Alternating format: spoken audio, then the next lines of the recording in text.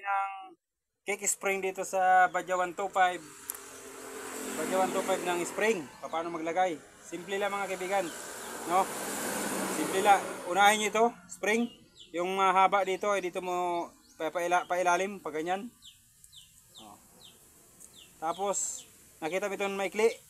Mayroong butas dito. Mayroong butas. Ipapasok mo lang yan. Yan. Sunod, ito. Papasok mo lang yan. Isisintro mo lang, straight mo lang dito sa may butas.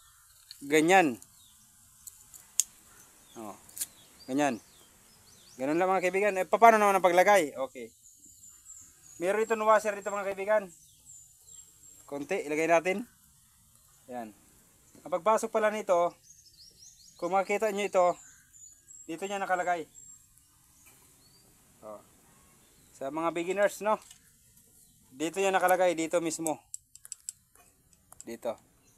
Kapag tumama ini dyan, nagkakaroon siya ng reverse. Nagkakaroon siya ng ganito. Oh, kaya freewheeling ito. Oh, freewheeling. Hindi siya umiingay. Pero once na hindi mo makalagay dyan, hindi mo nakalagay sa tama ito, ganyan ang tunog. Oh. Oh, ganyan ang tunog. Pangit.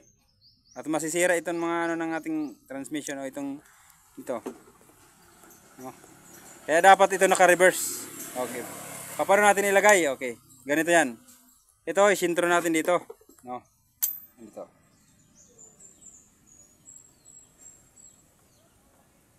Yan.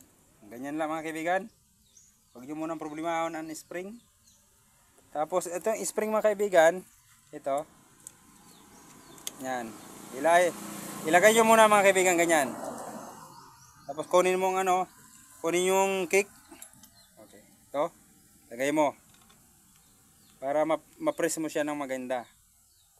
Para hindi ka mahirapan. No, dahan-dahan lang. Tapos ganyan lang.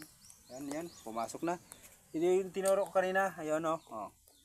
Tapos idiin mo lang mga kaibigan. Idiin mo lang. Oh, ayun oh. Tingnan niyo tumatama na oh. Ayun oh. Ito din para magkaroon ng reverse. Yung dulo ng spring na yung mahaba kanina, ilagay mo lang dito. Oh, tapos ganyan lang ka simple mga kaibigan. Okay. Yan oh. Yan. Ganun lang. Nakalagay na. Freewheeling siya, wala siyang ingay. Kapag inikot mo yung ng clutch, i-axle i-ihe, ayan freewheeling siya, wala kang maririnig na ingay. Kapag maingay, hindi niya nakalagay ng tama. Tandaan niyo mga kaibigan. Tingnan niyo, buka yung niya, okay yan. Okay na? Yun lang paglagay ng spring. Stop.